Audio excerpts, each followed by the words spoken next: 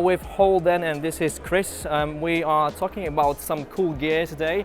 Holdan does quite a lot, so we're going to kind of run you through quite a few bits. We're going to start with what we have next to us, but Chris, talk us through what you actually do here. So Holdan, we're a distribution company here in the UK. We largely represent brands in the UK market across AV, photography and filmmaking. We are trade only, so we supply all the key resellers, so if you want to go and buy it wherever on the high street, you can do, and it will have come through us if it's one of our brands. Within Holdan, I'm the head of technology, so I look after all of our technical teams, whether it's our pre-sales or service team, and a little bit of the marketing front. Do you want to start with the Atomos unit? Yeah, absolutely. Let's nerd out a little bit, because I love this stuff. Atomos is something I use all the time. Yep. And I have Ninja 5, and this is, did you say Shinobi? Yeah, so this is the Shinobi 2. 2, okay. So the Shinobi, original Shinobi, was their first monitor-only solution. So if you were happy with your internal codecs on your camera, and you just want a big bright monitor, that's when you'd look at Shinobi. The Shinobi 2 is thinner. It's brighter than the original one, so 1,500 nits of brightness there instead of the 1,000 on the Ninjas and the original Shinobi. But the real neat thing with this unit is that we have this USB-C port, and what that allows you to do is connect it to your camera via USB-C, and you get camera control directly on the monitor itself. So you can control on the monitor your ISO, white balance, your shutter speed, and also your aperture if you're using active lenses. If you're using like a Sony or a Panasonic Lumix camera, you can also use touch to focus as well. So it just means if you want to use a bigger, brighter monitor and still have all the professional monitoring tools, by the way, on board that you get with the rest of the Atomos range, you can now do that camera control. So it's one less thing to be fiddling around with the camera. You can just focus on the monitor itself. So how much can we use in terms of like accessories? So for example, on my Ninja 5, I have one of these. Yep. Can I like reuse it on this monitor, or is it a different size? Yeah, so in terms of power, it takes Sony NPF style batteries, which is the same across all of the Atomos range. You can power this unit via USB-C as well.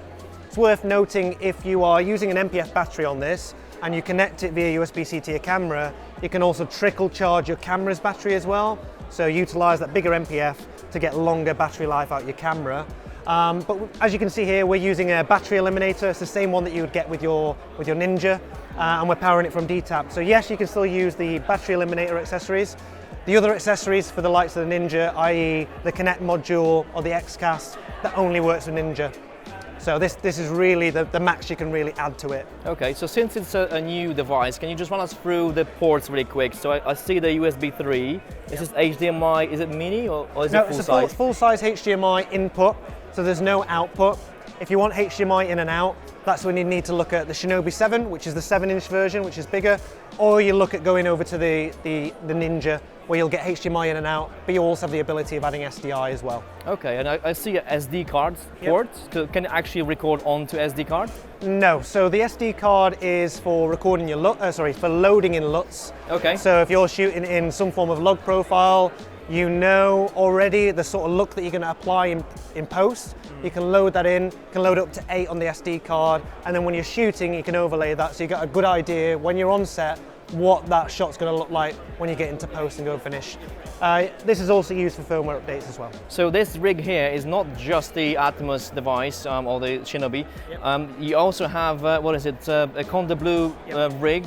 Yep. On, what is this, Lumix? This is a Lumix S5 2X. Okay, so tell us about the cage itself. Where can we get this, or what's actually on the cage? Because it's quite interesting. Probably makes sense to start off with like Konrad Blue. Who are they? If you're not familiar with them, they're a company that's run out of LA, and their real whole selling point, the way I see it, is that most of them are practicing cinematographers, DOPs.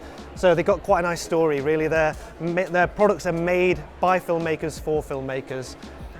It's really much about being universal, being flexible.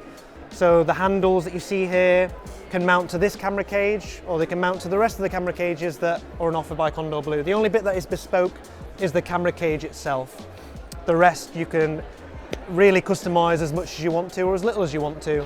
And the real neat thing with Konrad Blue is that you get a lifetime warranty on the hardware, which is not something that you would commonly see from other competitor rigging. And is this magnesium, aluminium, or what is this? It's aluminium. Aluminium, okay. It feels really good in the hands. Honestly, it feels quality, like even just on the touch. But like this is something I always wanted to start with, like when I was filming my first short films and like vlogs and stuff. So I wanted something that is very versatile, and this is. So for example, if I don't know if you can see this on the camera right now, but you can literally press one button and move the whole handle around, while on my rig you would have to like undo it and put it in sideways or whatever. It's just so versatile and easy to use. Yeah, I mean, most people will typically just start off with buying the cage and then slowly building up from there. They might just buy the cage and a top handle, and then they could build it out to what we call like an ultimate rig, where you'd have the V-mount power solution. You might have the rosette and arms at the front as well if you want to do it on the shoulder. So it's really about making it accessible, have a nice starting point, and then room to customize your rig as you go. And look, if you change camera further down the line, the only real bit that you'll need to change out is the cage itself.